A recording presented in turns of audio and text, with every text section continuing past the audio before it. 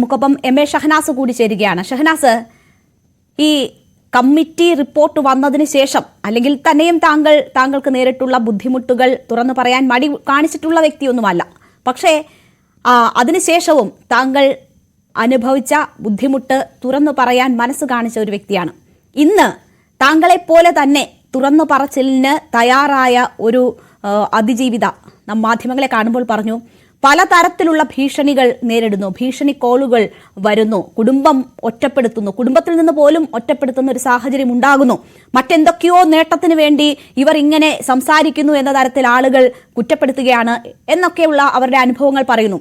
ഇത് തുറന്നു പറയാൻ തയ്യാറായിട്ടുള്ള എല്ലാ സ്ത്രീകളും കടന്നുപോയിട്ടുള്ള ഒരനുഭവം തന്നെയാണ് അവർ പങ്കുവെക്കുന്നത്. പക്ഷേ കുടുംബത്തിൽ നിന്ന് പോലും വേണ്ടത്ര പിന്തുണ കിട്ടുന്നില്ല എന്ന കാര്യം അവർ സൂചിപ്പിക്കുന്നു. ഷഹനാസിന്റെ അനുഭവം എന്താണ്? ഇതിനു മുൻപും താങ്കൾ കാര്യങ്ങൾ, മോശം അനുഭവങ്ങൾ തുറന്നു പറഞ്ഞിട്ടുള്ള വ്യക്തിയാണ്, ഇപ്പോഴും തുറന്നു പറയുന്നു. ഈ കാലഘട്ടം എന്തെങ്കിലും മാറ്റം സമൂഹത്തിൽ വരുത്തിയതായി തോന്നുന്നുണ്ടോ?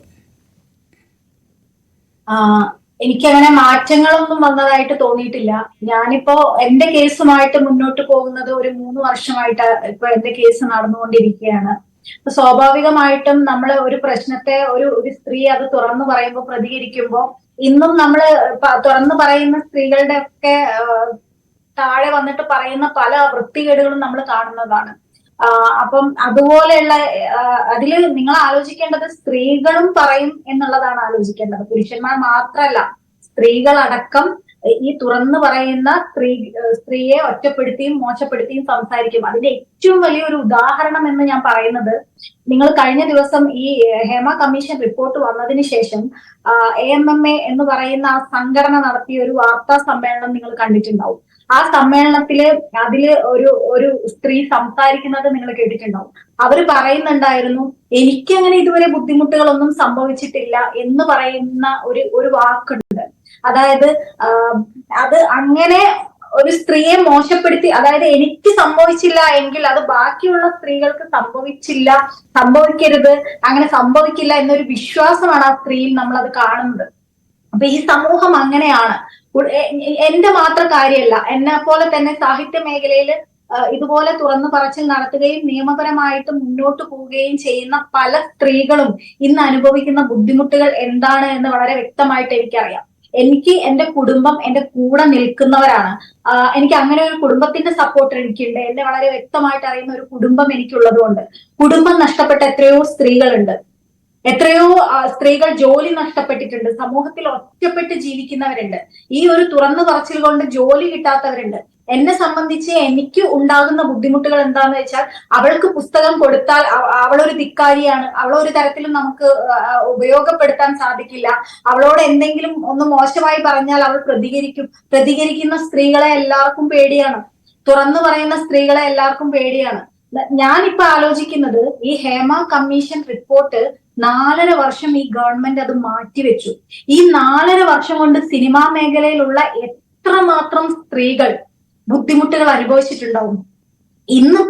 ഇന്നലെ നമ്മൾ കണ്ടതാണ് AMMA എന്ന് പറയുന്ന ആ സംഘടന പിരിച്ചുവിട്ടത്. എന്തുകൊണ്ട് ഗവൺമെന്റ് ഇതിലെ പവർ ഗ്രൂപ്പ് ആരാണ് എന്ന് ഈ സമൂഹത്തിലെ ജനങ്ങൾക്ക് തുറന്നു കാണിച്ചു കൊടുക്കുന്നില്ല?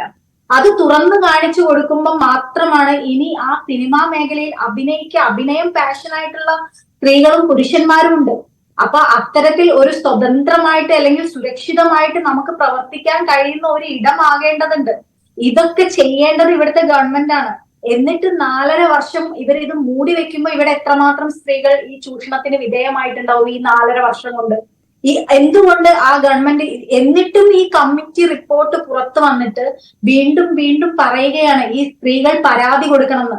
നിങ്ങൾ ആലോചിക്കണം, ഹേമ കമ്മീഷൻ റിപ്പോർട്ടിൽ ഇങ്ങനെ ഒരു കമ്മീഷൻ ഉണ്ടായത് തന്നെ സ്ത്രീകൾക്ക് തുറന്നു പറയാൻ പേടിയായതുകൊണ്ടും, അതേപോലെ അവരുടെ ആഗ്രഹത്തിനനുസരിച്ച് അവരുടെ പാഷൻ അനുസരിച്ച് മുന്നോട്ട് പോകാൻ സാധിക്കാത്ത സാഹചര്യം ഉണ്ടാവുമ്പോഴും അവർ മിണ്ടാതിരിക്കുന്നത് തുറന്നു പറയാനും അവരനുഭവിക്കുന്ന ബുദ്ധിമുട്ട് മനസ്സിലാക്കാനും നമ്മുടെ കേരളത്തിലെ ഗവൺമെന്റ് ഉണ്ടാക്കിയെടുത്ത ഒരു കമ്മീഷനാണിത്. അതും ഏറ്റവും സിനിമാ മോഡലിൽ നമ്മുടെ ഒരു സിനിമാ മേഖലയിലുള്ള ഒരു യുവ അഭിനേത്രി അപകടപ്പെടുമ്പോഴാണ് നമ്മൾ അത്തരത്തിൽ മുന്നോട്ട് വന്ന് ഇങ്ങനെ ഒരു കമ്മീഷൻ ഉണ്ടാവുന്നത്.